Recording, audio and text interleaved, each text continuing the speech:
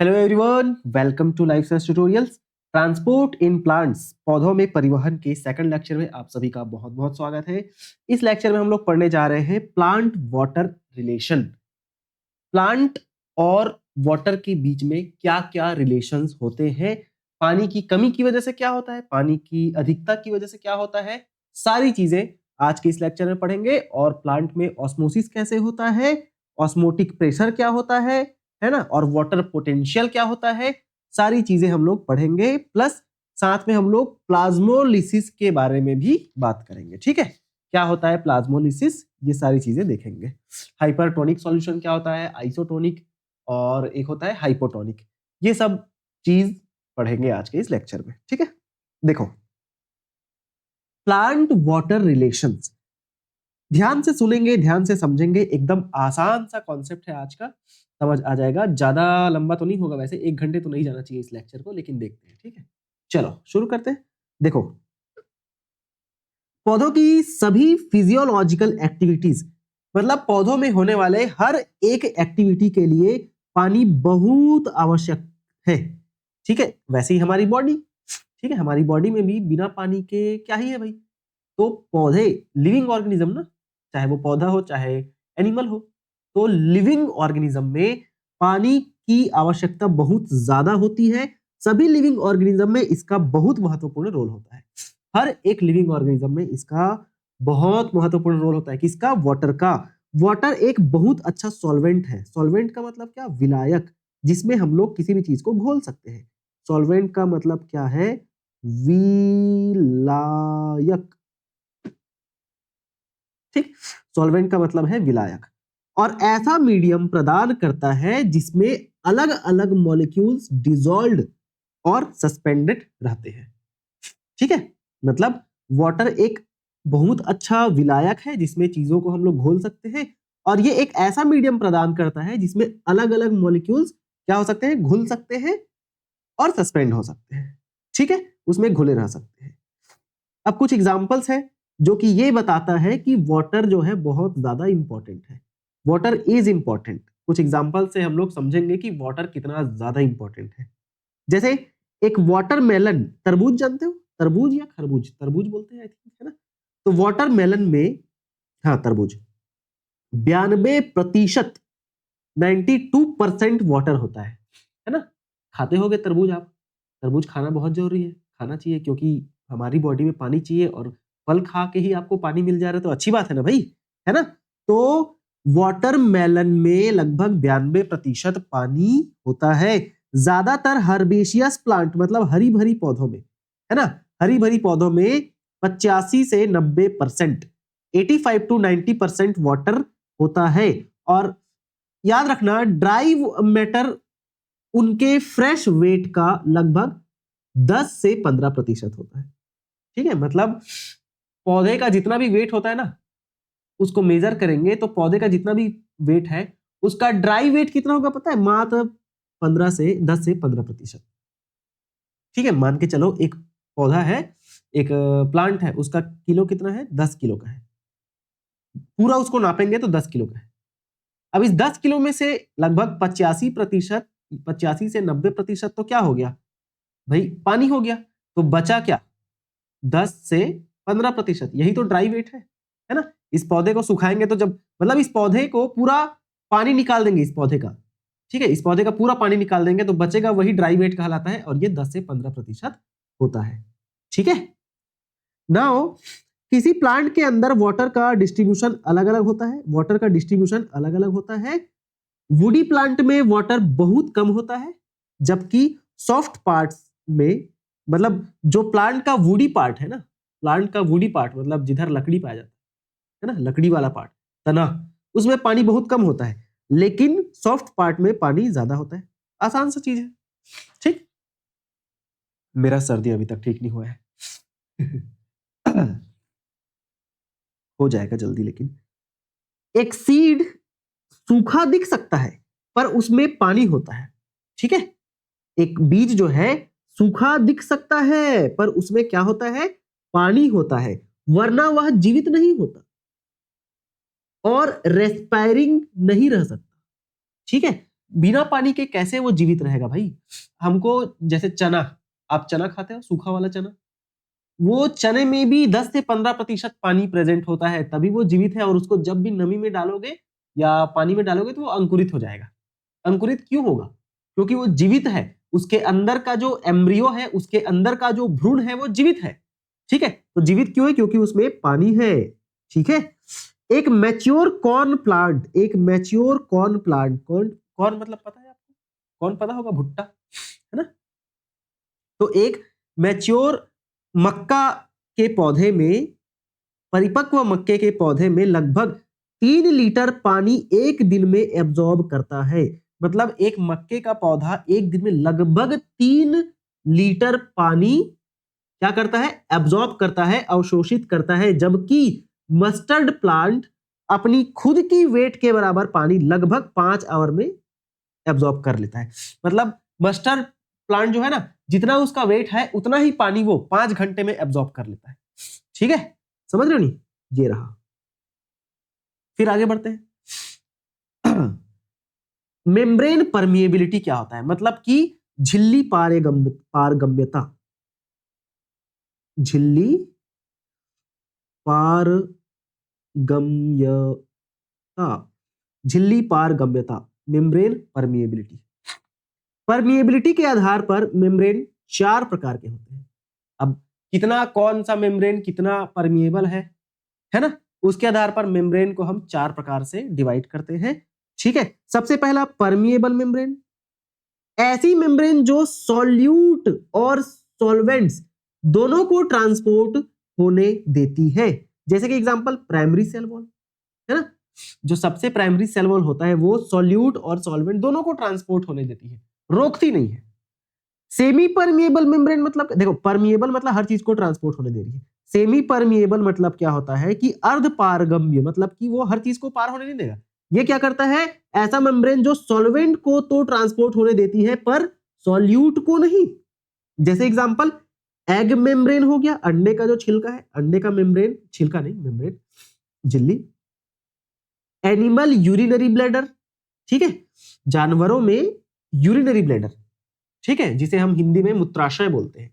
फिर cellophane, copper ferricyanide, ठीक है, copper ferricyanide membrane and parchment paper, ये सभी सेमी परमिएबल मेम्ब्रेन होते हैं। मतलब कि ये चीजों को, कुछ चीजों को जाने देती है और कुछ चीजों को रोक देती है। ठीक है, सेलेक्टिव और डिफरेंशियली परमिएबल। तीसरा आता है सेलेक्टिव और डिफरेंशियली परमिएबल, मतलब ऐसी मेम्ब्रेन जो कुछ सेलेक्टेड सॉल्यूट्स को ही सॉल्वेंट के पास ट्रांसपोर्ट होने देती है। सेलेक्टेड सॉल्यूट को, ठीक है, सॉल्यूट को ट्रांसपोर्ट कर रही है, लेकिन वो भी सेलेक्टेड सॉल्यूट को। सेलेक्टेड सॉल्यूट मतलब कुछ सेलेक्टेड चीजों को ही ट्रांसपोर्ट होने दे रहा हो, हर चीज को नहीं, सेलेक्ट करता है। ठीक है, जैसे एग्जांपल सेल मेम्ब्रेन हो गया, प्लाज्मा मेम्ब्रेन जिसे बोलते हैं हम। ठीक है, फिर आपके टोनोप्लास्ट, टोनोप्लास्ट क्या है पता है? वैक्यूल, जानते हो आप वैक्यूल? तो वैक्यूल का जो मेम्ब्रेन होता है, वैक्यूल का जो मेम्ब्रेन है उसे टोनोप्लास्ट बोलते हैं, का मेम्ब्रेन। ये एग्जाम में पूछा जाता है ना, टोनोप्लास्ट किसका मेम्ब्रेन है? वैक्यूल का मेम्ब्रेन होता है। और ऑर्गेनेलर मेम्ब्रेन, मतलब कि किसी भी ऑर्गन में जो मेम्ब्रेन रहता है, किसी भी ऑर्गन में जो मेम्ब्रेन रहता है वो भी सेलेक्टिवली परमिएबल होता है, मतलब सेलेक्टेड चीजों को ही ट्रांसपोर्ट होने देता है। फिर आता है इम्परमिएबल मेम्ब्रेन। ठीक है, इम्परमिएबल मेम्ब्रेन मतलब क्या? ऐसी मेम्ब्रेन जो न सॉल्यूट को ट्रांसपोर्ट करती है और न ही सॉल्वेंट को ट्रांसपोर्ट होने देती है। जैसे एग्जांपल में सुबेरिनाइज्ड सेल वॉल, जो कि कॉर्क में प्रेजेंट रहता है, सुबेरिन का की बनी सेल वॉल है ना, suberinized cell wall. Cutinized cell wall, epidermis में जो प्रेजेंट रहता है। ठीक है, फिर आपके पॉलीथीन हो गए, फिर आपके ग्लास हो गए, फिर आपके प्लास्टिक हो गए, ये सभी इम्परमिएबल मेम्ब्रेन के अंतर्गत आते हैं। ठीक है, चलो आगे देखते हैं। अब अलग अलग प्रकार के सॉल्यूशन होते हैं, है ना, 3 प्रकार के सॉल्यूशन होते हैं based on the concentration of solute, कि किसमें कितना सॉल्यूट कॉन्सेंट्रेशन है। सॉल्यूट मतलब विलेय, और सॉल्वेंट मतलब विलायक, और सॉल्यूशन मतलब विलयन। ठीक है, विलायक या सॉल्वेंट जिसमें घोला जाता है, और सॉल्यूट या विलेय जिसे घोला जाता है, और सॉल्यूशन या विलियन मतलब कंप्लीट एक सॉल्यूशन जिसमें विलेय और विलायक का कॉम्बिनेशन है। ठीक है, तो देखो इनके 3 प्रकार होते हैं, किसके? सॉल्यूशन के।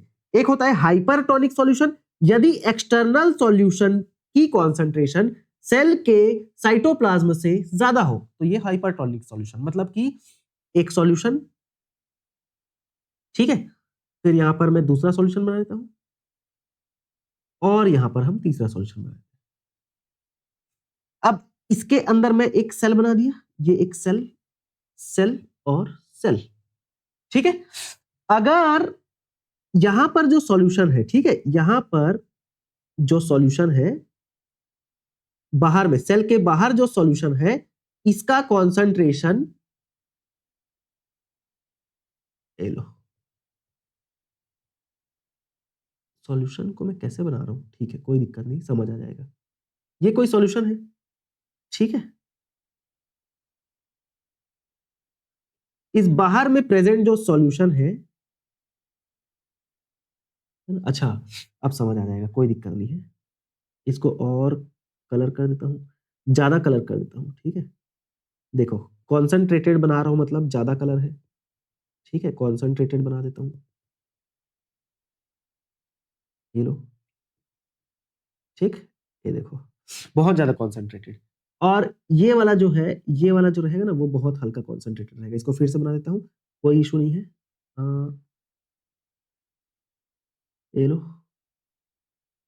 ठीक है ना, और यहाँ पर बीच में सेल है, और मैं इसको बना देता हूं थोड़ा डाइल्यूटेड, ठीक है, ऐसे एक ही बार, ठीक, ये लो, और यहां पर थोड़ा सा इसको ऐसे बना देता हूं। अब समझ आ रहा होगा? अब ध्यान से समझेंगे, एकदम ध्यान से समझेंगे, बहुत आसान सा कॉन्सेप्ट है, आराम से समझ आ जाएगा, ठीक है, एकदम ध्यान से समझेंगे। देखो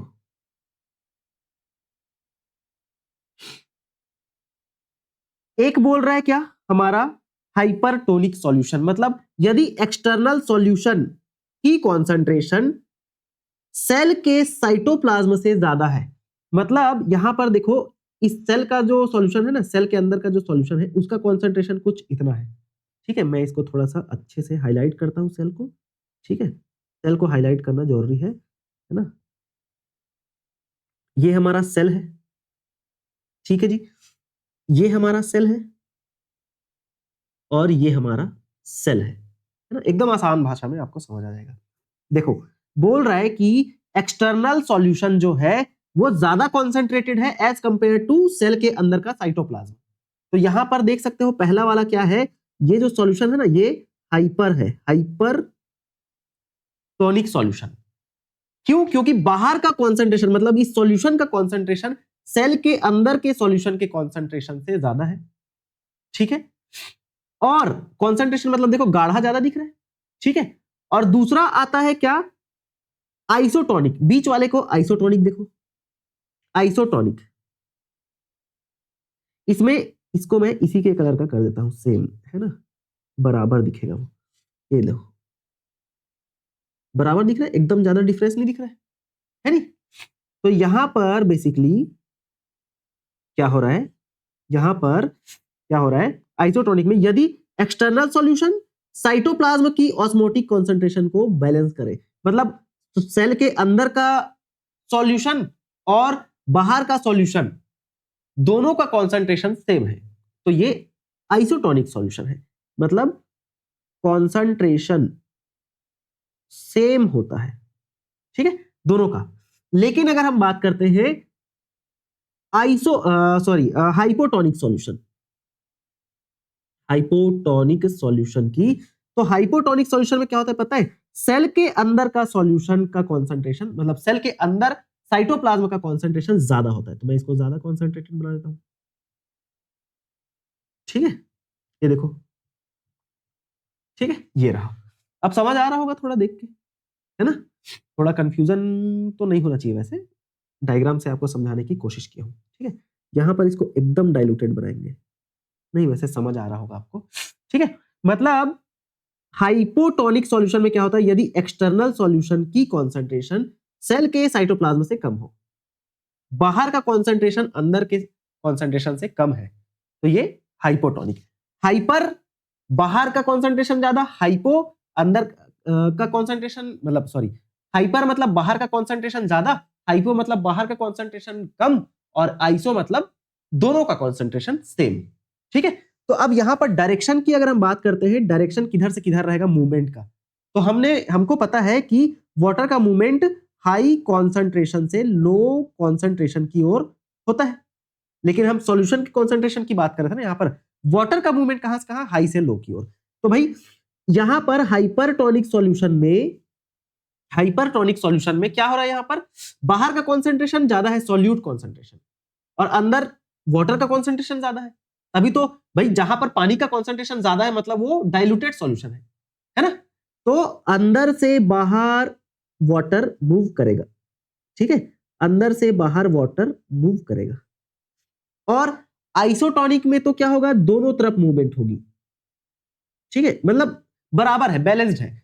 और हाइपोटोनिक में क्या होगा पता है, बाहर से अंदर वाटर मूव करेगा, मतलब जिधर वाटर का कॉन्सेंट्रेशन ज्यादा उधर से कम कॉन्सेंट्रेशन की ओर। मतलब सॉल्यूशन गाढ़ा है तो उसको पतला करना है, तो उसके लिए क्या किया जाता है, जैसे इस वाले में बाहर का सॉल्यूशन गाढ़ा है तो गाढ़े सॉल्यूशन में पानी लाना पड़ेगा, इसमें दोनों तरफ बराबर है।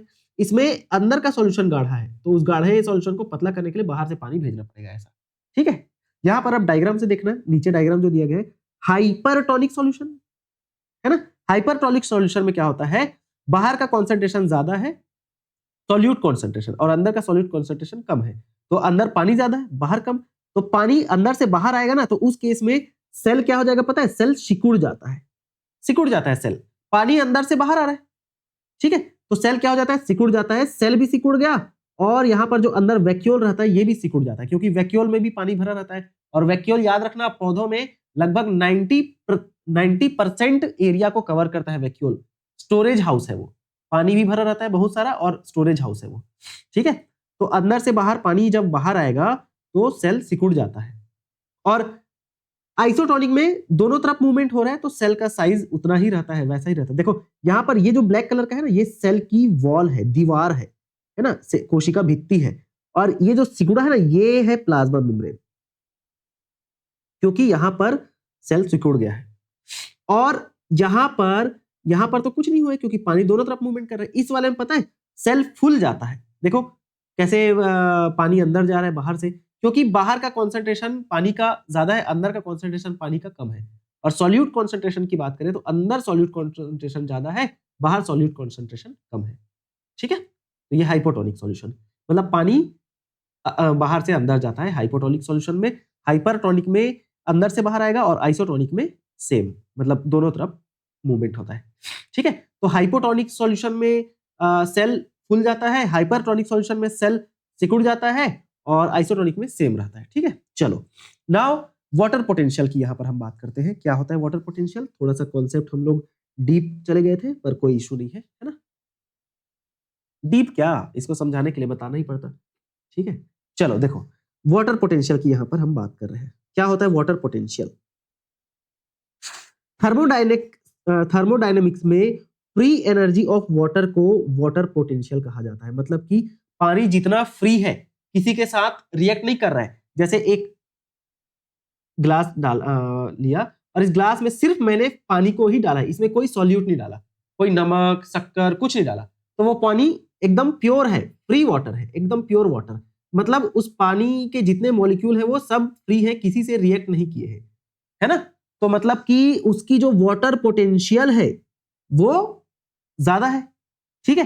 फ्री एनर्जी ऑफ वाटर मतलब वाटर के मॉलिक्यूल्स एकदम फ्री है, उसी को ही वाटर पोटेंशियल कहा जाता है, ठीक है। इसे ग्रीक सिंबल से दर्शाया जाता है, साई डब्ल्यू से दर्शाया जाता है, ठीक है। और इसे पास्कल एटमॉस्फेरिक में बार आदि यूनिट में व्यक्त करते हैं, ठीक है। इसको पास्कल में वो किया जाता है, मेजर किया जाता है, और एटमॉस्फेरिक प्रेशर में अगर देखा जाए तो बार में इसको क्या किया जाता है, मेजर किया जाता है।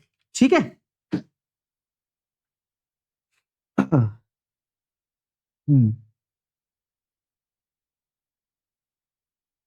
आगे बढ़ते हैं। अब देखो, वाटर पोटेंशियल वाटर मूवमेंट को समझने का एक फंडामेंटल कॉन्सेप्ट है।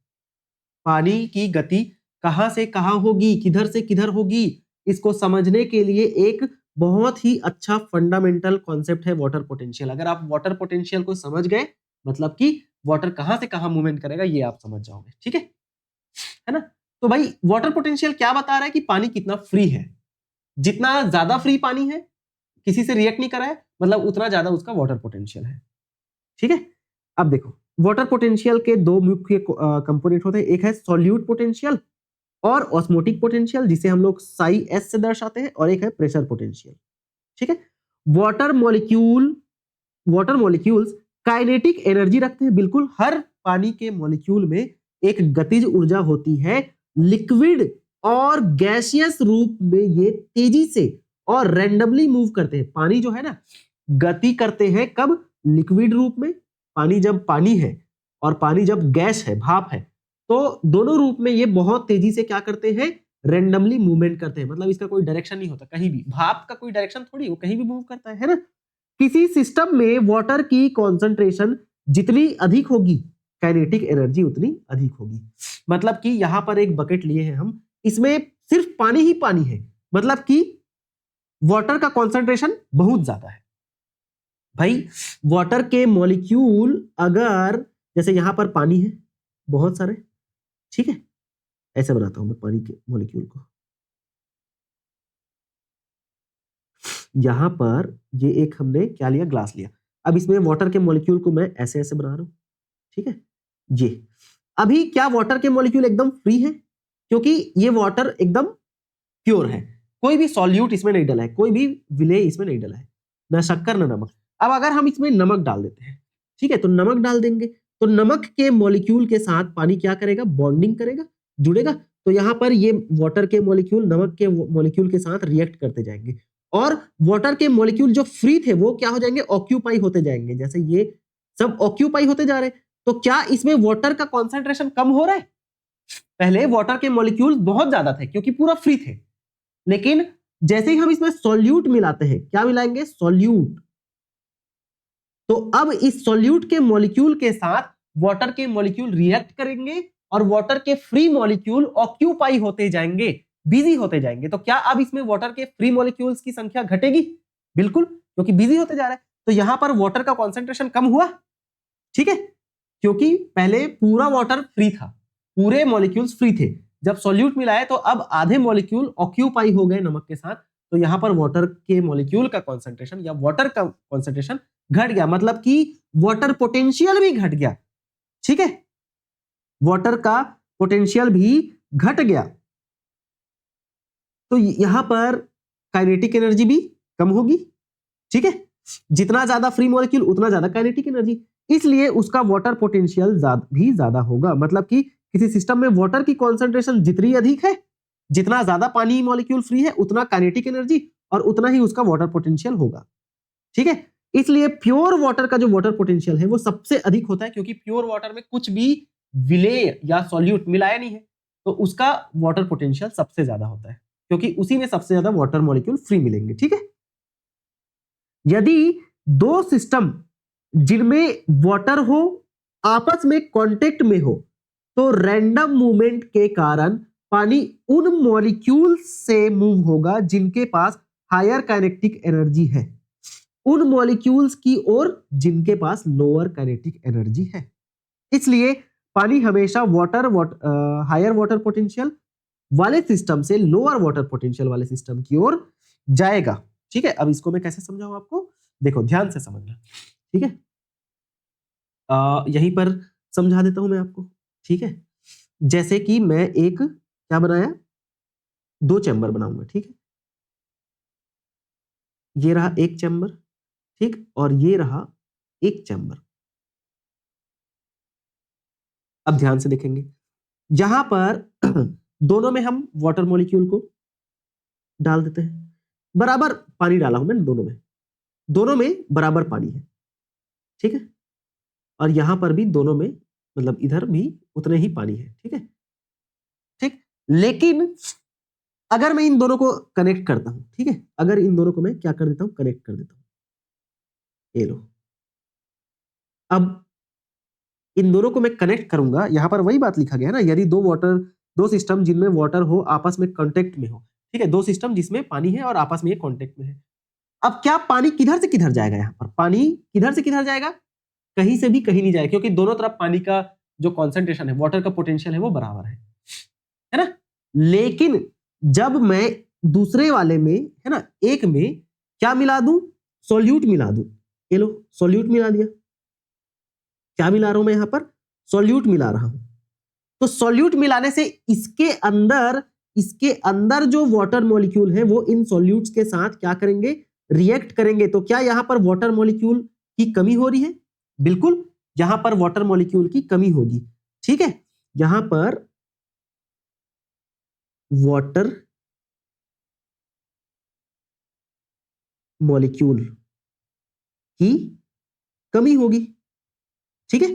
कमी कैसे, वाटर मॉलिक्यूल्स किसके साथ रिएक्ट कर जा रहे हैं, हमारे सॉल्यूट के साथ, ठीक है, किसके साथ, सॉल्यूट के साथ या नमक के साथ रिएक्ट कर जा रहे हैं, जिसकी वजह से पानी के मॉलिक्यूल्स कम हो जाएंगे, है ना। पहले बहुत सारे पानी के मॉलिक्यूल्स थे, अभी पानी के मॉलिक्यूल्स रिएक्ट कर गए, ऑक्यूपाई हो गए, तो वाटर मॉलिक्यूल कम हो गया, मतलब कि यहां पर वाटर की काइनेटिक एनर्जी कम, काइनेटिक एनर्जी कम, और इधर काइनेटिक एनर्जी वाटर की अभी उतनी ही है, ज्यादा है, ठीक है, जितनी स्टार्टिंग में थी, है ना।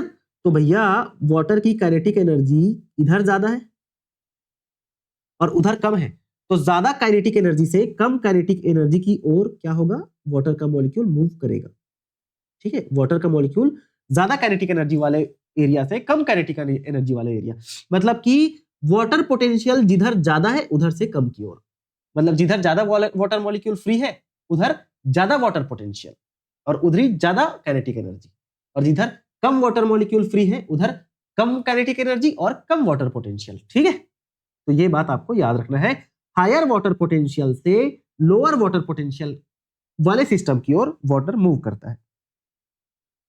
यह फ्री एनर्जी ग्रेडियंट के अलोंग पानी का मूवमेंट है जिसे डिफ्यूजन कहा जाता है, ठीक है, इसे ही डिफ्यूजन कहा जाता है, ठीक। चलो आगे बढ़ते हैं। अब देखो कुछ केसेस हैं जिसको हम ध्यान से समझने की कोशिश करते हैं। पहला केस हमें क्या बता रहा है कि प्योर वाटर का वाटर पोटेंशियल स्टैंडर्ड टेम्परेचर में जब कोई एक्सटर्नल प्रेशर हम नहीं लगाते हैं अदर देन एटमॉस्फेरिक प्रेशर, मतलब जितना एटमॉस्फेयर के द्वारा प्रेशर लगाया जाता है नॉर्मली, उसके अलावा कोई एक्सटर्नल प्रेशर नहीं लगा रहे हैं वाटर में, तो वाटर का, प्योर वाटर का, जिसमें कुछ भी सॉल्यूट नहीं है, कोई भी विलेय हम उसमें घोले नहीं, कुछ भी सॉल्यूशन, मतलब वो सॉल्यूशन नहीं बना है अभी, वो सिर्फ प्योर सॉल्वेंट है, वो प्योर वाटर है, तो उसका वाटर पोटेंशियल 0 माना जाता है। मतलब हम लोग ना जो वाटर पोटेंशियल है प्योर वाटर का वो मैक्सिमम है, हमको पता है कि वाटर पोटेंशियल, ठीक है, वाटर पोटेंशियल, इसे हम लोग साई W से डिनोट करते हैं, ऑफ प्योर वाटर कैसा होता है, मैक्सिमम होता है, ठीक है भाई। पानी का पूरा मॉलिक्यूल वाटर पोटेंशियल किसका, प्योर वाटर का, तो प्योर वाटर मतलब क्या कि पानी के सारे मॉलिक्यूल एकदम फ्री है, किसी के साथ रिएक्शन हुआ ही नहीं है, एकदम free water molecule.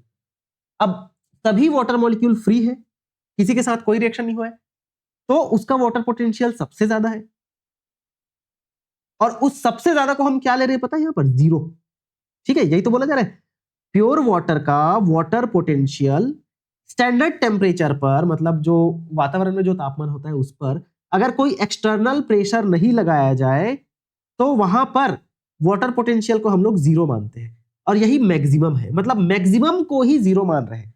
Water potential, है ना, वाटर पोटेंशियल प्योर वाटर का सबसे ज्यादा होता है, इसमें कुछ भी नहीं घोले हैं और सबसे ज्यादा है, ठीक है, तो उसको हम 0 ले रहे हैं। अब जैसे जैसे हम इस प्योर वाटर में सॉल्यूट मिलाते जाएंगे तो उसकी वाटर पोटेंशियल घटेगी, है ना, काइनेटिक एनर्जी घटेगी वाटर की, तो जीरो से कम हो रहा है मतलब नेगेटिव में जाएगा, है ना?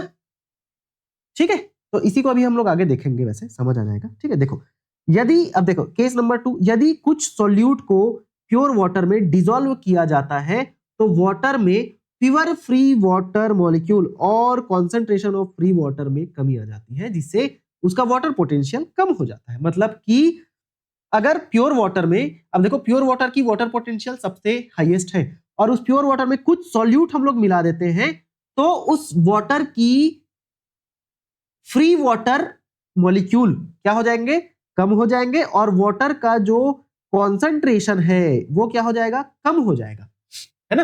कॉन्सेंट्रेशन कम मतलब क्या, पानी में कमी हो जा रही है, वाटर के मॉलिक्यूल्स का कॉन्सेंट्रेशन कम हो जा रहा है, क्योंकि वाटर के मॉलिक्यूल्स ऑक्यूपाई हो जा रहे हैं, किससे, सॉल्यूट से। अब ये सॉल्यूट एग्जांपल के तौर पर हम लोग नमक भी ले सकते हैं। ठीक है, पानी में जब मैं नमक मिलाऊंगा तो पानी के मॉलिक्यूल नमक के साथ क्या करते हैं, रिएक्ट करते हैं, और भाई रिएक्ट करेंगे तो क्या होगा, बेसिकली रिएक्ट करेंगे तो वाटर मॉलिक्यूल ऑक्यूपाई हो जाएंगे।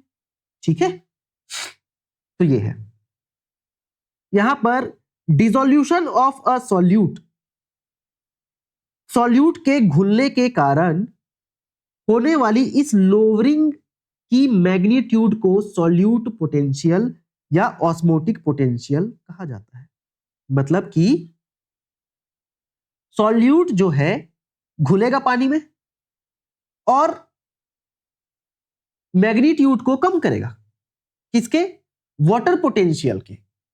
इसी को ही हम लोग क्या बोलते हैं, ऑस्मोटिक पोटेंशियल बोलते हैं। मतलब सॉल्यूट के वाटर में मिलाने से, किसी सॉल्यूट को पानी में मिलाएंगे तो उस पानी की वाटर पोटेंशियल, उस वाटर की वाटर पोटेंशियल कम होगी, तो जिसकी वजह से कम हो रही है यही क्या है, ऑस्मोटिक पोटेंशियल है।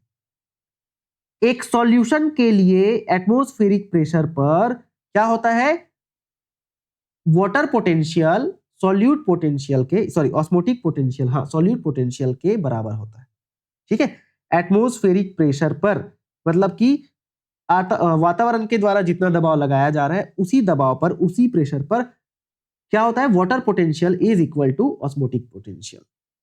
ठीक है, सॉल्यूट पोटेंशियल, जितना ज्यादा सॉल्यूट उतना ज्यादा वाटर पोटेंशियल, ऐसा। ठीक है, अब आगे बढ़ते हैं।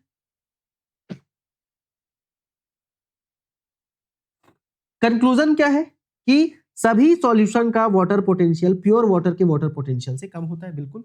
अब सॉल्यूशन बन गया है मतलब क्या, सॉल्यूशन मतलब क्या कि इसमें सॉल्वेंट या वाटर और इसमें सॉल्यूट, एग्जांपल में हम लोग नमक ले सकते हैं।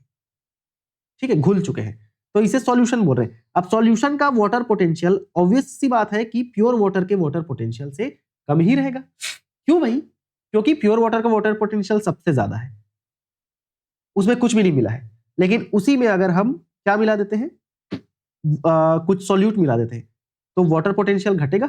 ठीक है, तो ये रहा। नाउ साई एस, जिसे हम लोग सॉल्यूट पोटेंशियल बोलते हैं, हमेशा नेगेटिव होता है। याद रखेंगे, साई एस जो है हमेशा नेगेटिव ही होगा, क्योंकि वो वाटर पोटेंशियल को कम ही करेगा।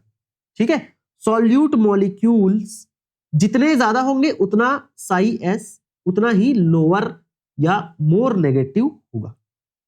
जितना ज्यादा हम सॉल्यूट को मिलाते जाएंगे उतना ज्यादा सॉल्यूट पोटेंशियल या ऑस्मोटिक पोटेंशियल नेगेटिव होता जाएगा, क्योंकि वाटर पोटेंशियल भी तो नेगेटिव हो रहा है ना। ठीक है भाई, हम यहां पर इसको ज्यादा करते जाएंगे तो ये भी तो ज्यादा होते जाएगा ना। ठीक है, तो जितना ज्यादा हम ना इसको मिलाते जाएंगे मतलब उतना ज्यादा हम नेगेटिव वैल्यू की ओर जा रहे हैं। जितना ज्यादा इसको बढ़ाएंगे, सॉल्यूट को जितना ज्यादा बढ़ाएंगे मतलब उतना ज्यादा नेगेटिव कर रहे हैं, उतना ज्यादा ही ये घटेगा, मतलब ये भी नेगेटिव जाएगा। जीरो से कम जा रहा है तो नेगेटिव ही होगा, है ना। ये है, थोड़ा कॉन्सेप्ट है बट आपको समझना पड़ेगा और ये चीज तो याद रखना पड़ेगा। ठीक है, चलो अब देखो केस नंबर 3। यदि प्योर वाटर या किसी सॉल्यूशन पर एटमॉस्फेरिक प्रेशर से अधिक प्रेशर अप्लाई किया जाता है तो उसका वाटर पोटेंशियल बढ़ जाता है। ठीक है, एक वो है ना, चैम्बर है जिसमें इतना पानी है। ठीक है। अब यहां पर अगर मैं बाहर से कोई दबाव डालता ऐसे, तो क्या दबाव डालने से वाटर पोटेंशियल बढ़ेगा? बिल्कुल बढ़ेगा, क्योंकि काइनेटिक एनर्जी बढ़ेगी। इस वाटर के मॉलिक्यूल्स आपस में पास पास आएंगे और उनमें गति ज्यादा होगी, है ना, पास पास आएंगे, गति ज्यादा होगी, टकराव ज्यादा होगा, काइनेटिक एनर्जी बढ़ेगा, मतलब कि वाटर पोटेंशियल बढ़ेगा। इस पॉजिटिव प्रेशर पोटेंशियल को साई पी द्वारा दर्शाया जाता है। ठीक है, साई पी क्या है? प्रेशर पोटेंशियल, जितना प्रेशर हम लगा रहे हैं। ठीक है, याद रखना, नेगेटिव प्रेशर पोटेंशियल जाइलम और प्लाज्मोलाइज्ड सेल में पाया जाता है।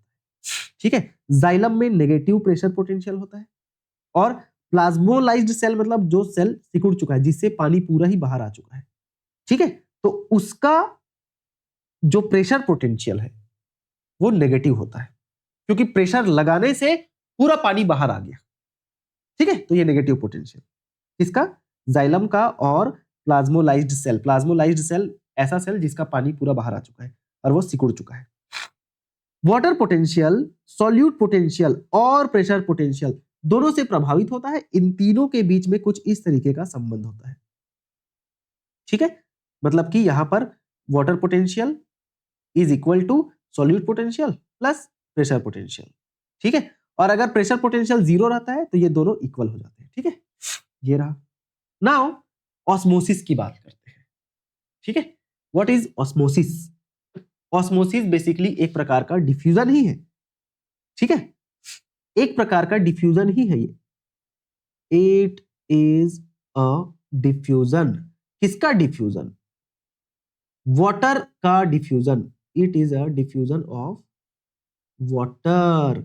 पानी का ही डिफ्यूजन क्या कहलाता है? ऑस्मोसिस कहलाता है। ऑस्मोसिस, ऑस्मोसिस शब्द नॉलेट द्वारा दिया गया था। यह विशेष रूप से सेमी परमिएबल मेम्ब्रेन के अक्रॉस वाटर के डिफ्यूजन को दर्शाता है। ठीक है, ऑस्मोसिस शब्द किसके द्वारा दिया गया है? नॉलेट के द्वारा दिया गया है।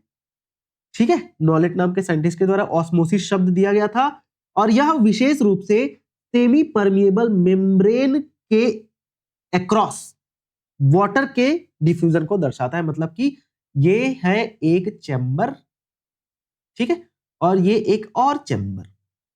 ठीक है, मतलब एक ही चैम्बर है जिसको हम लोग यहां बीच से सेमी परमिएबल मेम्ब्रेन SPM, ठीक है, सेमी परमिएबल मेम्ब्रेन से सेपरेट कर दिए हैं। और इसमें हायर कॉन्सेंट्रेशन से इधर पानी का कॉन्सेंट्रेशन ज्यादा है, ठीक है, और इधर पानी का कॉन्सेंट्रेशन कम है। तो पानी का मूवमेंट या गति from higher concentration to lower concentration, पानी की गति होना या एक तरफ से दूसरे तरफ जाना, कहां से कहां? हायर कॉन्सेंट्रेशन से लोअर कॉन्सेंट्रेशन की ओर जाना with the help of semi permeable membrane. ठीक है, अर्ध पारगम्य झिल्ली के द्वारा पानी का movement from higher concentration to lower concentration. ठीक है, वाटर मूवमेंट पानी के केस में डिफ्यूजन ही है, लेकिन पानी की बात करते हैं तो उसको एक अलग नाम, स्पेशल नाम दे दिया गया है जिसको ऑस्मोसिस कहा जाता है, वाटर का डिफ्यूजन। ठीक है, चलो अब कुछ फैक्ट्स ऑस्मोसिस के संबंध में। ऑस्मोसिस डिफ्यूजन का ही एक प्रकार है। ठीक है, यह स्पॉन्टेनियसली एक ड्राइविंग फोर्स के रिस्पॉन्स में होता है। बिल्कुल, ड्राइविंग फोर्स क्या है? ड्राइविंग फोर्स इसका क्या है? High concentration. ठीक है, वाटर का इधर ज्यादा कॉन्सेंट्रेशन है, इधर कम कॉन्सेंट्रेशन है, तो हाई कॉन्सेंट्रेशन से लो कॉन्सेंट्रेशन एक ड्राइविंग फोर्स है। ठीक है, ऑस्मोसिस की नेट डायरेक्शन जो है और रेट जो है प्रेशर ग्रेडियंट और कॉन्सेंट्रेशन ग्रेडियंट दोनों पर डिपेंड करता है। मतलब कि ऑस्मोसिस का डायरेक्शन और ऑस्मोसिस की रेट, है ना, किस पर डिपेंड करेगा? कि पानी का जो डायरेक्शन है वो किधर से किधर जाएगा और कितने स्पीड से जाएगा। पानी का जो मूवमेंट है वो किधर से किधर जाएगा और कितने स्पीड से मूव करेगा, वो किस पर डिपेंड करता है? कि प्रेशर कितना लगा रहे हैं और पानी का कॉन्सेंट्रेशन किधर ज्यादा है। ठीक है, ज्यादा इस साइड ज्यादा पानी है तो इस साइड कम पानी है, तो ज्यादा पानी से कम पानी की ओर मूवमेंट होगा, है ना, पहला चीज। और दूसरा क्या? इस तरफ अगर हम प्रेशर लगाते हैं ज्यादा तो ज्यादा प्रेशर लगाएंगे तो इधर कम प्रेशर मतलब इधर प्रेशर कम है तो ज्यादा प्रेशर से कम प्रेशर की ओर पानी ट्रांसपोर्ट होगा। ठीक है, तो प्रेशर पर डिपेंड करेगा और कॉन्सेंट्रेशन ग्रेडियंट पर डिपेंड करता है वाटर का मूवमेंट। ठीक है, नाउ वाटर अपने region of higher chemical concentration या पोटेंशियल हायर कॉन्सेंट्रेशन से लोअर कॉन्सेंट्रेशन या लोअर पोटेंशियल की ओर मूव करेगा जब तक इक्विलिब्रियम नहीं हो जाता। बिल्कुल ये बात पता है हमको, इक्विलिब्रियम पर दोनों चैम्बर का वाटर पोटेंशियल समान रहता है। ठीक है भाई, इक्विलिब्रियम कब आएगा? जब दोनों तरफ पानी का कॉन्सेंट्रेशन सेम रहेगा, तभी तो इक्विलिब्रियम का स्टेट आता है ना। ठीक है, नाउ ऑस्मोटिक प्रेशर की अगर हम बात करते हैं कि क्या होता है ऑस्मोटिक प्रेशर, तो यहां पर ध्यान से समझने की कोशिश करना। देखो, ऑस्मोटिक प्रेशर शब्द ओ प्रेफर द्वारा दिया गया था जब किसी ऑस्मोटिकली एक्टिव हाइपरटोनिक सॉल्यूशन को सेमी परमिएबल मेम्ब्रेन द्वारा सॉल्वेंट से अलग किया जाता है तो इस सॉल्यूशन में एक प्रेशर डेवलप होता है। इसी प्रेशर को क्या कहा जाता है? ऑस्मोटिक प्रेशर कहा जाता है और इसे फाई से क्या किया जाता है? डिनोट किया जाता है। ठीक है, तो देखो ऑस्मोटिक प्रेशर को अगर मैं आपको एकदम आसान भाषा में समझाने की कोशिश करूं तो क्या होता है, जब किसी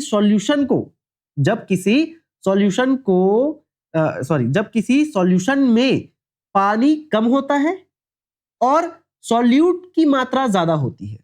ठीक है, कोई एक ऐसा सॉल्यूशन है जिसमें पानी की मात्रा कम है और उसमें सॉल्यूट या नमक की मात्रा ज्यादा है। नमक को एग्जांपल ले लो सॉल्यूट के तौर पर, नमक ज्यादा है पानी कम है, तो यह क्या करता है पता है? पानी को अपनी तरफ खींचने की कोशिश करेगा। ठीक है, पानी को अपनी तरफ खींचने की कोशिश करेगा और पानी को अपनी ओर खींचने की ये जो ताकत है, इसी को ही हम लोग क्या बोलते हैं? ऑस्मोटिक प्रेशर कहते हैं। ठीक है, एक बार फिर से ध्यान से सुनना। जो ऑस्मोटिक प्रेशर है वो वह प्रेशर है या वह दबाव है जो पानी को कम कॉन्सेंट्रेशन से ज्यादा कॉन्सेंट्रेशन वाले सॉल्यूशन में जाने से रोकने के लिए लगाया जाता है। ठीक है, कम कॉन्सेंट्रेशन से ज्यादा कॉन्सेंट्रेशन वाले सॉल्यूशन में जाने से रोकने के लिए लगाया जाता है। ठीक है, यही क्या है? हमारा ऑस्मोटिक प्रेशर है ना। चलो आगे बढ़ जाते हैं। ठीक है, एक और मतलब फिर से एक बार सुन लो और आपको बता देता हूं, क्योंकि ये थोड़ा सा कंफ्यूजन है इसलिए बार बार बता देता हूं। ऑस्मोटिक प्रेशर क्या होता है? Osmotic pressure, pressure required to stop osmosis. ठीक है, मतलब कि जैसे यहां पर समझना, एक चैम्बर है, ये यहां पर सॉल्यूट है ना, मतलब कि पानी है और इसमें नमक भी है, बहुत सारा सॉल्यूशन हो गया है, मतलब सॉल्यूशन का कॉन्सेंट्रेशन बहुत ज्यादा है, मतलब कि वाटर प्लस सॉल्ट। ठीक, इधर पानी का कॉन्सेंट्रेशन कम है और इधर पानी का कॉन्सेंट्रेशन ज्यादा है। ठीक है, तो भाई ये क्या करेगा? ये इधर वाला जो सॉल्यूशन है ये क्या करने की कोशिश करेगा पता है? इधर वाला जो सॉल्यूशन है ना, इधर वाला जो सॉल्यूशन है ये इधर वाले सॉल्यूशन से पानी को लेने की कोशिश करेगा। अब ये पानी को लेने की कोशिश करता है, इसी को हम जिस दबाव से रोकेंगे वही क्या होता है? ऑस्मोटिक प्रेशर होता है। मतलब कि ऑस्मोटिक प्रेशर ऑस्मोसिस को रोकने के लिए लगाया गया प्रेशर। यहां से पानी यहां आएगा क्योंकि पानी इधर ज्यादा है और इधर कम है, तो ज्यादा पानी से कम पानी वाले एरिया में जब पानी आने की कोशिश करता है, इसको रोकने के लिए हम जो प्रेशर लगाएंगे वो क्या है? ऑस्मोटिक प्रेशर है। ठीक है, जब पानी कम सॉल्यूट वाली जगह से अधिक सॉल्यूट वाली जगह की ओर जाता है, ठीक है, कम सॉल्यूट वाली जगह मतलब इधर कम सॉल्यूट है और इधर ज्यादा सॉल्यूट है, तो पानी कम सॉल्यूट वाली जगह से ज्यादा सॉल्यूट वाली जगह में मतलब जगह की ओर जाता है, तो इसे इस मूवमेंट को रोकने के लिए जितना दबाव लगाना पड़े, मतलब यहां से पानी यहां आएगा, तो इस पानी को रोकने के लिए हम जितना दबाव लगाएंगे वही क्या है? ऑस्मोटिक प्रेशर कहलाता है। ठीक है, चलो जी, ऑस्मोटिक प्रेशर आई होप समझ आ गया होगा। ठीक है, अब ध्यान से समझना फिर से। ऑस्मोटिक प्रेशर का मैथमेटिकल एक्सप्रेशन होता है क्या? ICRT, phi equal to IC, phi ही बोलते हैं आई थिंक इसको, है ना भाई। मेरा मैथ तो बहुत खराब है ना, 10वीं में 33 नंबर लाने वाला स्टूडेंट हूं मैं ठीक है, 100 में 33 नंबर, समझ रहे हो, बहुत बहुत बहुत खराब। ठीक है, हाँ, लेकिन बायोलॉजी में बहुत अच्छे मार्क्स थे। ठीक है, phi is equal to ICRT, जहां फाई ऑस्मोटिक प्रेशर को दर्शाता है, आई आयोनाइजेशन कांस्टेंट को दर्शाता है, सी कॉन्सेंट्रेशन को दर्शाएगा, आर गैस कांस्टेंट को, और टी एब्सोल्यूट टेम्परेचर को दर्शाता है। ये फॉर्मूला पूछा जा सकता है, ठीक है, याद रखेंगे। अब देखो कुछ फैक्ट्स ऑस्मोटिक प्रेशर से संबंधित कुछ तथ्य हैं जिसको आपको ध्यान में रखना है, जैसे कि यह प्रेशर सॉल्यूशन के डाइल्यूशन को रोकता है। बिल्कुल, ये जो प्रेशर है ना, सॉल्यूशन के डाइल्यूशन को रोकता है, मतलब कि ये वाला जो सॉल्यूशन है ना, ये वाला जो सॉल्यूशन, ये अभी एकदम कॉन्सेंट्रेटेड है, तो हम ऐसा प्रेशर लगा रहे हैं जिससे कि इस सॉल्यूशन को हम डाइल्यूट नहीं होने देंगे। भाई पानी यहां से इधर आकर डाइल्यूट कर सकता है, इसको डाइल्यूट मतलब तरल बना सकता है, ठीक है, फीका बना सकता है। अब ये एकदम गाढ़ा है, तो इस गाढ़े सॉल्यूशन को फीका बनाने के लिए यहां से पानी यहां आ सकता है, लेकिन हम इसी चीज को रोक रहे हैं, तो यही तो ऑस्मोटिक प्रेशर है। तो ऑस्मोटिक प्रेशर क्या कर रहा है, इस गाढ़े सॉल्यूशन को फीके सॉल्यूशन में चेंज होने से रोक रहा है। ठीक है, ये जो प्रेशर है वो सॉल्यूशन के डाइल्यूशन को रोकता है। ठीक है, now osmotic pressure solute concentration का फंक्शन है। ठीक है, ऑस्मोटिक प्रेशर जो है ना, सॉल्यूट कॉन्सेंट्रेशन का फंक्शन, मतलब सॉल्यूट कॉन्सेंट्रेशन को समझने के लिए हम ऑस्मोटिक प्रेशर का कॉन्सेप्ट पढ़ते हैं। इसलिए सॉल्यूट कॉन्सेंट्रेशन जितनी ज्यादा होगी उतना ज्यादा प्रेशर चाहिए होगा, ताकि पानी अंदर डिफ्यूज ना हो सके। मतलब यहां पर ये वाला जो सॉल्यूट है, मतलब इस वाले चैम्बर में जितना ज्यादा सॉल्यूट होगा, जितना ज्यादा नमक होगा, उतना ज्यादा हमको प्रेशर लगाना पड़ेगा कि पानी यहां से यहां ना आए, क्योंकि ये वाला सॉल्यूशन जितना ज्यादा गाढ़ा होगा उतना ज्यादा पानी इधर से इधर आने की कोशिश करेगा। ठीक है, और उसी पानी को हमको रोकना है, तो उसके लिए हमको कुछ तो प्रेशर लगाना पड़ेगा। जितना ज्यादा गाढ़ा उतना पानी स्पीड से आएगा, उतना प्रेशर हमको लगाना पड़ेगा ताकि ये पानी इधर ना आ पाए। यही क्या है, ऑस्मोटिक प्रेशर है। ठीक है, न्यूमेरिकल रूप से अगर हम बात करें तो ऑस्मोटिक प्रेशर जो है, ऑस्मोटिक पोटेंशियल या जिसे सॉल्यूट पोटेंशियल भी बोलते हैं, इसके बराबर होता है। तो साई एस, जिसे हम ऑस्मोटिक पोटेंशियल भी बोलते हैं, ये नेगेटिव होता है किसके, फाई के, मतलब इक्वल होता है नेगेटिव फाई के। साइन हम लोग विपरीत लिखते हैं, मतलब कि जो हमारा ऑस्मोटिक प्रेशर है ऑस्मोटिक पोटेंशियल के बराबर तो होता है, बट ऑस्मोटिक प्रेशर को हम लोग नेगेटिव से दर्शाते हैं। ठीक है, फॉर्मूला याद रखेंगे। इलेक्ट्रोलाइट का ऑस्मोटिक प्रेशर नॉन इलेक्ट्रोलाइट से ज्यादा होता है। इलेक्ट्रोलाइट का ऑस्मोटिक प्रेशर नॉन इलेक्ट्रोलाइट से ज्यादा होता है। ठीक है, इलेक्ट्रोलाइट मतलब चार्ज मॉलिक्यूल, ठीक है, सोडियम क्लोराइड वगैरह ये सब। अलग अलग हैबिटेट के प्लांट में ऑस्मोटिक प्रेशर अलग अलग होता है। अलग अलग हैबिटेट मतलब अलग अलग आवास में रहने वाले प्लांट। ठीक है, जैसे यहां पर हाइड्रोफाइट्स मतलब क्या होता है, सिर्फ पानी में पाए जाने वाले या एकदम ज्यादा ही नमी एरिया में पाए जाने वाले प्लांट। और मीजोफाइट मतलब क्या, जहां पर मतलब जो थोड़ा कम पानी भी रहेगा तो भी चलेगा। जीरोफाइट मतलब क्या, रेगिस्तान में पाए जाने वाले एकदम कम पानी। और हेलोफाइट मतलब जहां पर पानी तो है ही नहीं लेकिन जहां पर नमक है। ठीक है, नमक वाले रीजन में। ठीक है, तो भाई ऑस्मोटिक प्रेशर का असेंडिंग ऑर्डर देखो, किसमें सबसे ज्यादा है, नमक वाले रीजन में पाए जाने वाले पौधों का जो ऑस्मोटिक प्रेशर है सबसे ज्यादा, क्योंकि यहां पर सॉल्यूट कॉन्सेंट्रेशन सबसे ज्यादा रहेगा। जितना ज्यादा सॉल्यूट कॉन्सेंट्रेशन उतना ज्यादा ऑस्मोटिक प्रेशर। ठीक है भाई, जितना ज्यादा सॉल्यूशन गाढ़ा रहेगा उतना ज्यादा हमको प्रेशर लगाना पड़ेगा, ऑस्मोटिक प्रेशर, ताकि पानी ना आ पाए डाइल्यूट करने के लिए। ठीक है, तो हेलोफाइट्स में तो पानी बहुत कम है, सॉल्यूशन ज्यादा मतलब सॉल्यूट कॉन्सेंट्रेशन ज्यादा। फिर जीरोफाइट में भी पानी बहुत कम है, यहां पर भी ज्यादा होगा।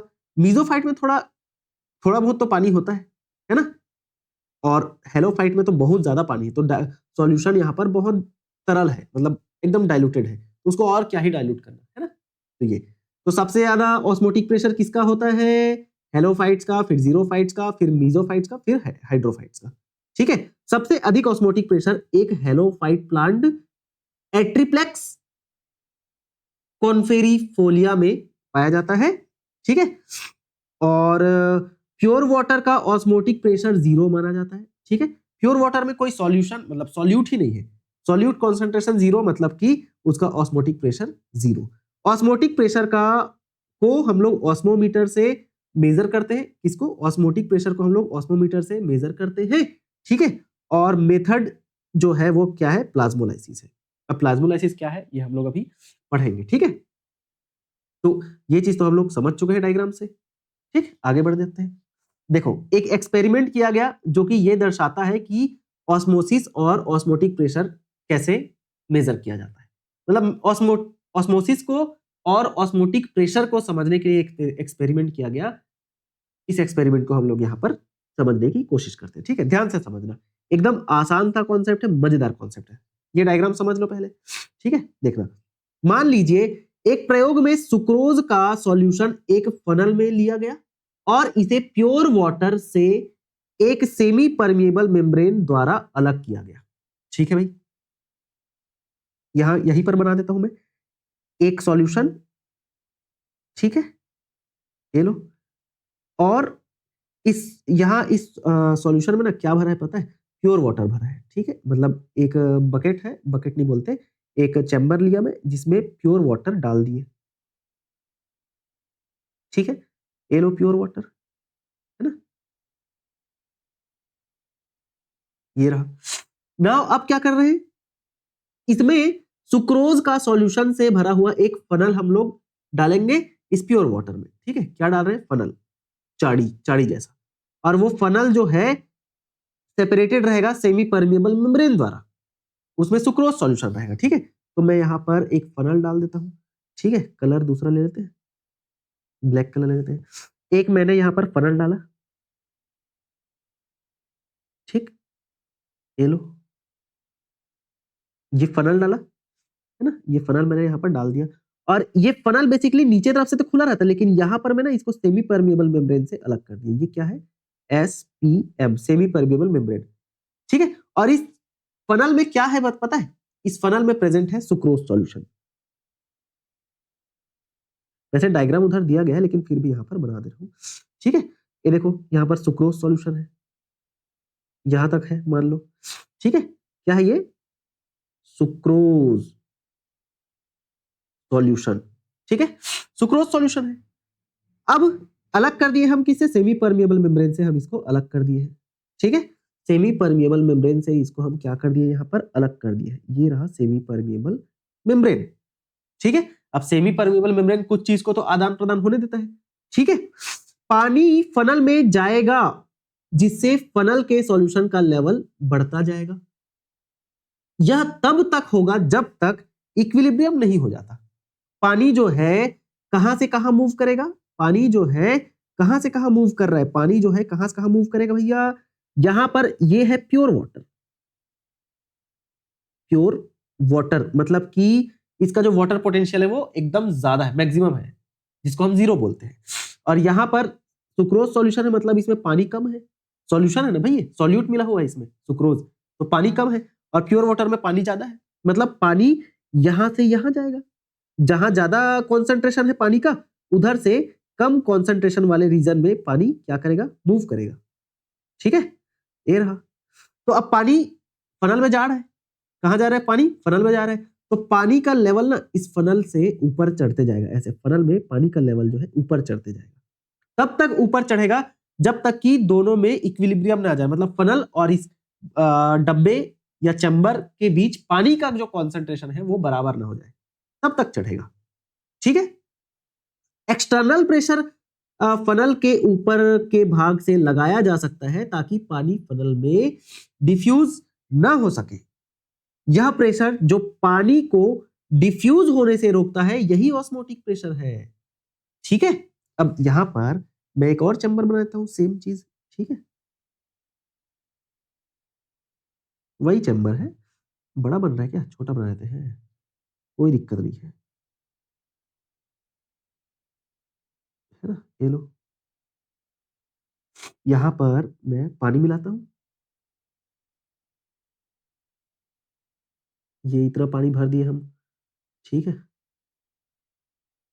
ये लो, ठीक। अब फनल को फिर से बना देता हूं मैं। किस कलर का फनल था हमारा? ब्लैक कलर का, ठीक है जी। ब्लैक कलर का फनल, ये रहा इसका चाड़ी, क्या बोलते हैं इसको? मेम्ब्रेन, ये रहा फनल, और ये इस तरीके से फनल हमारा था। इस फनल में मैं क्या कर रहा हूं पता है? फनल मतलब चाड़ी होता है ना, याद रखना। अब इस फनल में यहां पर सेमी परमिएबल मेम्ब्रेन तो है ही, ठीक है, तो पानी क्रॉस हो सकता है, और इसके अंदर सुक्रोज सॉल्यूशन भी था, ठीक है, तभी तो कॉन्सेंट्रेशन ग्रेडियंट बना था ना। ये रहा सुक्रोज सॉल्यूशन। मैं क्या करूंगा, ऊपर से इस फनल में एक दबाव डालूंगा जो कि पानी को कहां से कहां जाने से रोकेगा, हाई कॉन्सेंट्रेशन से लो कॉन्सेंट्रेशन। इधर हाई कॉन्सेंट्रेशन है, ठीक है, इधर हाई कॉन्सेंट्रेशन पानी का, और इधर लो कॉन्सेंट्रेशन है पानी का अंदर, ठीक है। यहां पर पानी का कॉन्सेंट्रेशन हाई है, इधर पानी का कॉन्सेंट्रेशन लो है। तो पानी को हाई कॉन्सेंट्रेशन से लो कॉन्सेंट्रेशन में जाने के लिए जो लगाया गया बाहर से जो दबाव है, वही कौन सा दबाव है? प्रेशर। कौन सा प्रेशर है? कौन सा प्रेशर है? ये हमारा ऑस्मोटिक प्रेशर है, ठीक है। तो यहां पर मैं क्या कर रहा हूं, एक पिस्टन ले रहा हूं, पिस्टन बोल सकते हैं, जिससे मैं प्रेशर, इंजेक्शन से प्रेशर ले, मतलब बाहर से दबाव डाल रहा हूं ताकि पानी बाहर से अंदर ना आ पाए। यही प्रेशर जो कि पानी के मूवमेंट को रोक रहा है from high concentration to low concentration, ये क्या कहलाता है? ऑस्मोटिक प्रेशर कहलाता है। अब मेरे को लगता है कि आप लोगों को इतने से तो समझ आ ही गया होगा, ठीक है। मेरी पूरी कोशिश रही है यहाँ पर आपको समझाने की, ठीक। यहाँ पर इस डायग्राम से देखने की कोशिश करो, वही चीज है, कुछ नहीं है ना। यहाँ पर पानी का कॉन्सेंट्रेशन अभी कम था, तो यहां से पानी अंदर जाते गया और पानी का लेवल ऊपर बढ़ गया। ये देखो, ऊपर बढ़ गया पानी का लेवल, सुक्रोज सॉल्यूशन है ना। और ये मेम्ब्रेन, इस वाले में क्या हो रहा है, ऊपर से मैं दबाव डाल रहा हूं ताकि पानी इधर से इधर ना जा पाए। तो जो दबाव है, जो कि पानी को हाई कॉन्सेंट्रेशन से लो कॉन्सेंट्रेशन में जाने से रोक रहा है, यही दबाव क्या कहलाता है? ऑस्मोटिक प्रेशर, ठीक है। यही चीज यहां पर लिखा गया है, जिसको पढ़ लेते हैं। एक थ्रिसल फनल में सुक्रोज सॉल्यूशन भरकर उसे वाटर वाले बीकर में इन्वर्टेड पोजीशन में रखा गया। वाटर मेम्ब्रेन के अक्रॉस एरो दिखाया जा रहा है, जो कि डिफ्यूज होता है, मतलब जहां से जहां एरो दिखाया, एरो दिख रहा है आपको, है ना। तो फनल में सॉल्यूशन का लेवल ऊपर उठेगा क्योंकि पानी अंदर जा रहा है। फनल में वाटर के मूवमेंट को रोकने के लिए ऊपर से प्रेशर अप्लाई किया जाता है, और यही क्या है? यही ऑस्मोटिक प्रेशर है, ठीक है। चलो, अब प्लाज्मोलाइसिस की बात करते हैं। What is plasmolysis? ठीक है, प्लाज्मोलाइसिस, प्लाज्मोलिसिस, जो भी आप पढ़ सकते हैं। क्या होता है? बाप रे, ये भी 1 घंटा चलेगा, कोई दिक्कत नहीं है। खैर, कॉन्सेप्चुअल चैप्टर है, समझना बहुत जरूरी है इस चैप्टर को, है ना। थोड़ा सा कॉन्सेप्ट है, मजा आ रहा होगा, है ना। अगर कॉन्सेप्ट को समझ रहे होगे तो डेफिनेटली मजा आ रहा होगा, और अगर आप कॉन्सेप्ट को समझ जा रहे हो तो इस कॉन्सेप्ट को कभी नहीं भूलोगे आप, है ना। तो इसीलिए कॉन्सेप्ट को समझने में ज्यादा ध्यान देंगे, ना कि रट्टाफिकेशन, रटना नहीं है भाई, ठीक है। चलो, तो जब प्लांट सेल को हाइपरटोनिक सॉल्यूशन में रखा जाता है, हाइपरटोनिक सॉल्यूशन मतलब कि गाढ़े सॉल्यूशन में, गाढ़े सॉल्यूशन में, गाढ़े सॉल्यूशन में, एकदम आसान भाषा में अगर बताएं तो गाढ़े सॉल्यूशन में रखा जाता है, तब उसे तब उसके प्रोटोप्लास्ट का श्रिंक होना प्लाज्मोलाइसिस कहलाता है। मतलब कि श्रिंक मतलब सिकुड़ना, सिकुड़ना, ठीक है। होता क्या है, जब सेल को, प्लांट सेल को हम ऐसे सॉल्यूशन में डालते हैं जिस सॉल्यूशन का कॉन्सेंट्रेशन एकदम गाढ़ा है, किसके कंपेयर में? उस सेल के कंपेयर में, तो वो सेल का जो सारा पानी है वो बाहर आ जाएगा। अब सेल का पानी बाहर आएगा मतलब सेल सिकुड़ जाएगा, तो उस सेल को हम लोग क्या बोलेंगे?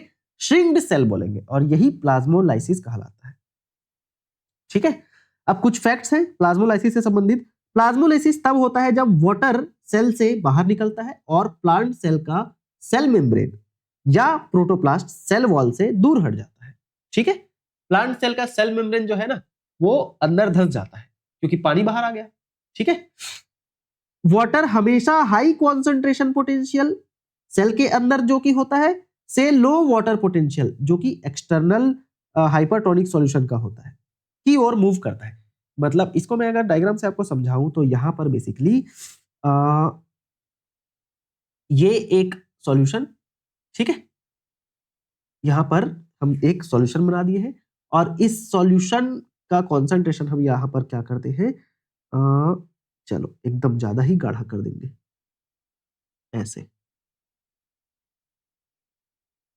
यहां पर एक ऐसा सॉल्यूशन है जो कि एकदम ज्यादा ही क्या है, गाढ़ा है, ठीक है, हाइपरटोनिक सॉल्यूशन है ना,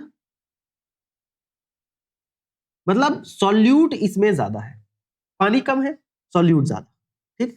यहां पर लिख देता हूं मैं, ये है क्या, हाइपरटोनिक सॉल्यूशन, ठीक है, मतलब कि सॉल्यूट या नमक समझ लो ज्यादा है और वाटर कम है। वाटर पहले ज्यादा रहा होगा लेकिन सॉल्यूट मिला है तो अब वाटर कम हो गया, क्योंकि वाटर के मॉलिक्यूल क्या हो गए, ऑक्यूपाई हो गए ना सॉल्यूट से, ठीक है। ये रहा, पानी कम है। अब यहां पर मैं बीच में एक क्या बनाता हूं, सेल बनाता हूं, ठीक है। ये मैं क्या बना रहा हूं, यहां पर एक सेल बना रहा हूं, है ना।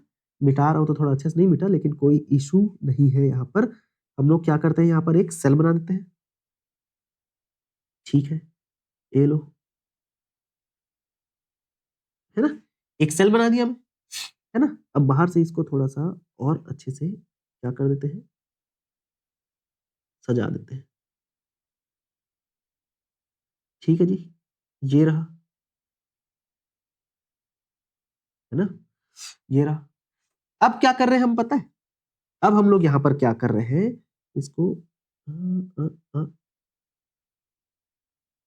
चलो, ठीक। अब अंदर का जो कॉन्सेंट्रेशन है वाटर का, सेल के अंदर का जो कॉन्सेंट्रेशन है वो बहुत कम है, वाटर का कॉन्सेंट्रेशन, ये लो, अंदर का कॉन्सेंट्रेशन कम है, सॉल्यूट का कॉन्सेंट्रेशन, मतलब अंदर वाटर कॉन्सेंट्रेशन ज्यादा है ना, अंदर क्या है, वाटर कॉन्सेंट्रेशन ज्यादा है, अरे सॉरी, थोड़ा इसको,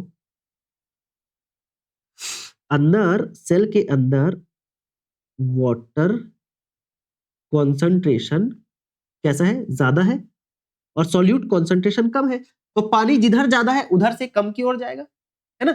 बाहर पानी कम है, अंदर पानी ज्यादा है, ठीक है। ये एक सेल है, कौन सा सेल, प्लांट सेल। तो पानी का मूवमेंट कहां से कहां होगा, पानी का मूवमेंट, पानी जिधर ज्यादा है उधर से कम की ओर, तो पानी बाहर आएगा, ठीक है, पानी कहां आएगा, बाहर, ठीक है, ऐसे। तो पानी के बाहर आने से सेल क्या हो जाएगा, सेल सिकुड़ जाएगा, ठीक है।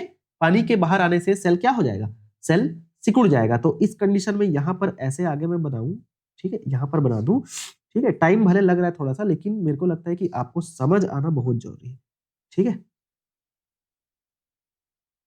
ये लो, वही चीज बना दिया यहां पर, और इसको मैं क्या कर देता हूं, बाहर। अब इसका कॉन्सेंट्रेशन ना थोड़ा सा कम हो जाएगा ना, क्योंकि पानी अंदर से बाहर आया है, ठीक है। तो ऐसे मैं ये इसको बना दिया, ठीक है, ये रहा, बना दिया। अब बीच से पानी पूरा बाहर निकल गया भाई, ठीक है, ये लो, ऐसे। तो जो हमारा सेल वॉल रहेगा वो तो वहीं पर रहेगा ना, सेल वॉल तो वहीं पर, सेल वॉल तो सिकुड़ता नहीं है, ठीक है, सेल वॉल तो वहीं पर रहेगा ना भाई। सेल वॉल को मैं ऐसे बना देता हूँ, ये लो, ये हमारा सेल वॉल, ठीक है, ये हमारा क्या है, सेल वॉल है, ये हमारा सेल वॉल, ठीक, ये क्या है, हमारा सेल वॉल है। लेकिन सेल वॉल वहीं पर रहेगा, वो नहीं सिकुड़ता, लेकिन हमारा जो प्लाज्मा मेम्ब्रेन है, जो कि यहां पर प्लाज्मा मेम्ब्रेन था, है ना, यहां पर अंदर की ओर ऐसे हम प्लाज्मा मेम्ब्रेन को बना रहे हैं, यहां पर ये प्लाज्मा मेम्ब्रेन पहले यहां पर था, लेकिन वो प्लाज्मा मेम्ब्रेन अब क्या हो जाए रहेगा, ऐसे सिकुड़ जाए रहेगा, ऐसे सिकुड़ गया है प्लाज्मा मेम्ब्रेन, ठीक है, और सेल एकदम छोटा सा रह गया है। तो ये क्या है, बेसिकली प्लाज्मोलाइज्ड सेल है, ठीक है, ये क्या है, प्लाज्मो, क्योंकि पानी बाहर आ गया ना, पानी बाहर आ गया, कहां से, अंदर से बाहर आ गया पानी, तो सेल अब सिकुड़ गया, ठीक है, श्रिंक्ड, श्रिंक सेल और प्लाज्मोलाइज्ड सेल ये है, ठीक है, ये रहा। तो इसी चीज को हम यहां पर पढ़ रहे हैं। प्लाज्मोलाइसिस के दौरान पानी सबसे पहले साइटोप्लाज्म से निकलता है, सबसे पहले साइटोप्लाज्म से बाहर आएगा, फिर उसके बाद वैक्यूल से बाहर आएगा। वैक्यूल में पानी भरा रहता है सेल के अंदर, तो पहले तो कहां से बाहर आता है, साइटोप्लाज्म से, फिर वैक्यूल से आता है। प्लाज्मोलाइसिस केवल लिविंग सेल की प्रॉपर्टी है, प्लाज्मोलाइसिस सिर्फ और सिर्फ लिविंग सेल में होता है, डेड सेल में नहीं होता, क्योंकि डेड सेल में तो पानी है भी नहीं, तो पानी कहां से कहां जाएगा भाई। प्लाज्मोलाइसिस सिर्फ लिविंग सेल में होता है। प्लाज्मोलाइसिस का प्रोसेस आमतौर पर रिवर्सिबल भी होता है, ठीक है, रिवर्सिबल है। अगर इस सेल को मैं सिकुड़े हुए सेल को, प्लाज्मोलाइज्ड सेल को ऐसे सॉल्यूशन में रखूं जो कि जिसका वाटर कॉन्सेंट्रेशन बहुत ज्यादा है, जिसमें ज्यादा पानी है, तो पानी अब बाहर से अंदर की ओर आएगा।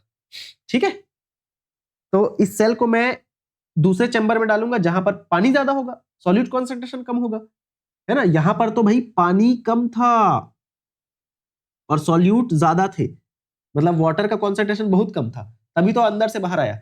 लेकिन अब इस सिकुड़े हुए सेल को मैं फिर से दूसरी जगह रखूं जहां पर पानी ज्यादा रहेगा, सॉल्यूट कम रहेगा, तो फिर से सेल फूल सकता है, स्वेल हो सकता है। ठीक है, तो ये रिवर्सिबल प्रोसेस है।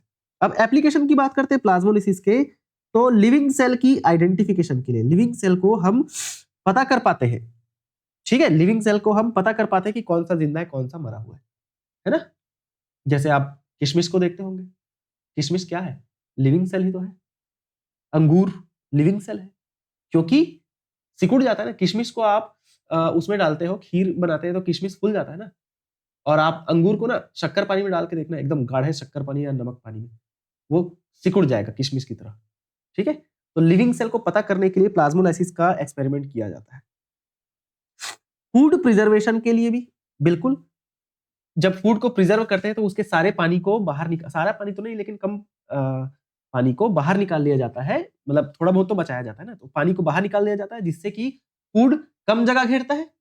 ठीक है, और ज्यादा समय तक उसको प्रिजर्व कर सकते हैं। वीड्स के एलिमिनेशन के लिए, खेतों में जो खरपतवार होते हैं ना, वीड्स होते हैं, उसको एलिमिनेट करें कैसे, हम उस खेत में ऐसे सॉल्यूशन का छिड़काव करते हैं जो कि कॉन्सेंट्रेशन को बढ़ा देता है, तो जिससे कि वीड्स के सेल्स से पानी बाहर आ जाता है और वीड्स के जो सेल्स हैं वो सिकुड़ जाते हैं, जिससे कि वीड्स मर जाते हैं। ठीक है, ऑस्मोटिक प्रेशर, वीड्स मतलब खरपतवार ना, अनवांटेड प्लांट जो खेतों में उगते हैं ना, ऐसे पौधे जो हमारे फसल को नुकसान पहुंचाते हैं, उनको वीड्स बोलते हैं, है ना। तो उनको एलिमिनेट करने के लिए भी प्लाज्मोलाइसिस का यूज किया जाता है, मतलब प्लाज्मोलाइसिस वाला ही कॉन्सेप्ट वहां पर यूज होता है। हम लोग जो भी नहीं वीडीसाइड्स ये सब यूज करते हैं ना, हर्बिसाइड्स, ये केमिकल क्या करते हैं, वाटर के कॉन्सेंट्रेशन को बढ़ा देते हैं, जिससे क्या होता है, सॉरी, सॉल्यूट कॉन्सेंट्रेशन को बढ़ा देते हैं, आसपास के सॉल्यूट कॉन्सेंट्रेशन को बढ़ा देते हैं, जिसकी वजह से वीड्स के जो सेल्स होते हैं ना, वो सिकुड़ जाते हैं क्योंकि उनका पानी बाहर आ जाता है। ऑस्मोटिक प्रेशर के मेजरमेंट के लिए भी इस मेथड का उपयोग किया जाता है। ठीक है, ऑस्मोटिक प्रेशर के मेजरमेंट के एक मेथड के रूप में। ठीक है, नाउ प्लाज्मोलाइज्ड सेल में सेल वॉल और श्रिंकन प्रोटोप्लास्ट के बीच क्या होता है, तो ये होता है हाइपरटोनिक सॉल्यूशन होता है। मतलब यहां पर ये क्या बोल रहे हैं पता है, यहां पर ये वाला जो जगह है, जैसे यहां पर तो ये ठीक है, लेकिन ये वाला जो जगह है ना, जो श्रिंकन एरिया है, इस जगह में क्या होता है, तो हाइपरटोनिक सॉल्यूशन भरा रहता है यहाँ पर। ठीक है, ऐसा। चलो, अब हम बात कर लेते हैं behaviour of cell in different different solution. तो सेल का जो बिहेवियर है वो अलग अलग सॉल्यूशन में कैसा कैसा होता है। अगर हम बात करते हैं आइसोटोनिक सॉल्यूशन में, आइसोटोनिक मतलब कि ऐसा सॉल्यूशन जिसमें वाटर का जो मूवमेंट है वो किसी तरफ नहीं होता। ठीक है, मतलब इक्विलिब्रियम है ना, इक्विलिब्रियम वाला स्टेट है। जब किसी सेल या टिश्यू को आइसोटोनिक सॉल्यूशन में रखा जाता है तो पानी का नेट फ्लो ना अंदर होता है ना बाहर होता है, यानी नेट मूवमेंट जो है जीरो होता है। ठीक है भाई, ये रहा एक चैम्बर, इस चैम्बर में मैंने यहां पर वाटर का कॉन्सेंट्रेशन इतना बनाया, मतलब यहां पर ये रहा वाटर कॉन्सेंट्रेशन, सॉल्यूट कॉन्सेंट्रेशन इतना। ठीक है, और सेल बनाया मैंने यहां पर, एक सेल बना दिया। ठीक है, इस सेल के अंदर का भी कॉन्सेंट्रेशन सेम है, तो पानी ना तो अंदर जाएगा और ना तो बाहर आएगा। ठीक है, तो यही क्या है, यही है हमारा आइसोटोनिक सॉल्यूशन। ठीक है, इस अवस्था में जब पानी अंदर और बाहर बराबर फ्लो करता है और इक्विलिब्रियम होता है, सेल को फ्लैसिड सेल कहते हैं। मतलब इस अवस्था में ये जो सेल है ना, जहां पर पानी ना तो अंदर जा रहा है ना बाहर जा रहा है, इस समय क्योंकि इक्विलिब्रियम में है ना, कॉन्सेंट्रेशन का ग्रेडियंट ही नहीं है, मतलब सांद्रता का अंतर ही नहीं है, कहीं पर भी कम ज्यादा नहीं है, दोनों तरफ बराबर है सब चीज पानी, तो उस केस में इस सेल को फ्लैसिड सेल बोलते हैं। नॉर्मल अवस्था फ्लैसिड सेल बोलते हैं। ठीक है, अब अगर हम सेल को हाइपोटोनिक सॉल्यूशन में रखते हैं, ऐसा सॉल्यूशन जिसमें पानी बाहर से अंदर जाता है। यहां पर ये हाइपरटोनिक सॉल्यूशन था, ठीक है। बाहर का जो सॉल्यूशन था ये कैसा सॉल्यूशन था, हाइपरटोनिक सॉल्यूशन।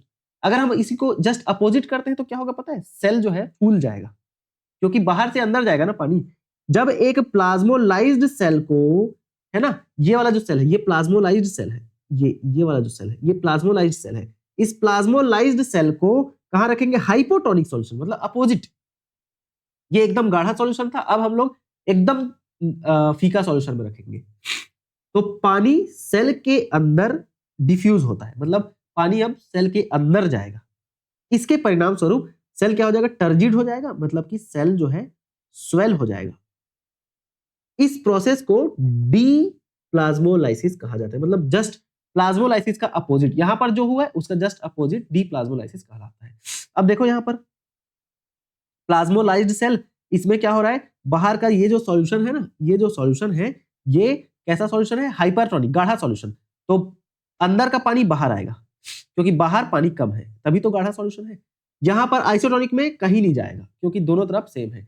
और यहां पर क्या हो रहा है, बाहर हाइपोटोनिक सॉल्यूशन है, मतलब बाहर पानी कम है, सॉरी पानी ज्यादा है, और अंदर पानी कम है। अंदर की कॉन्सेंट्रेशन, मतलब पानी की कॉन्सेंट्रेशन कम है और सॉल्यूट कॉन्सेंट्रेशन अंदर ज्यादा है, तो पानी बाहर से अंदर जाएगा, ठीक है। जस्ट इसका उल्टा ये, तो ये टर्जिड सेल कहलाएगा क्योंकि सेल फूल जाएगा, और ये क्या सेल कहलाएगा, ये प्लाज्मोलाइज्ड सेल कहलाएगा, ठीक है, जिसमें सेल श्रिंक हो जाता है। और इस अवस्था को फ्लैसिड बोलते हैं, जिसमें कोई तरफ मूवमेंट नहीं हो रहा पानी, क्योंकि ये इक्विलिब्रियम वाला स्टेट है। कौन सा स्टेट है ये, E Q U I double L I B R I U M, equilibrium वाला स्टेट है। दोनों तरफ सेम है कॉन्सेंट्रेशन वाटर का, ठीक है। ये रहा हमारा क्या, ऑस्मोटिक प्रेशर और हमारा प्लाज्मोलिसिस, ठीक है। आई होप आप सभी को चीजें अच्छे से समझ आई होंगी। आगे हम लोग टर्गर प्रेशर की बात करेंगे, इम्बिबिशन की बात करेंगे, डीपीडी क्या होता है, इन सभी की बात कर लेंगे, है ना। लॉन्ग डिस्टेंस, अब अभी तक तो हम लोग शॉर्ट डिस्टेंस ट्रांसपोर्ट पढ़ रहे हैं, आगे हम लोग नेक्स्ट लेक्चर्स में लॉन्ग डिस्टेंस ट्रांसपोर्ट वगैरह को कवर करेंगे, ठीक है। तो चलो भाई साहब, मिलेंगे अगले लेक्चर में, तब तक के लिए बहुत बहुत शुक्रिया।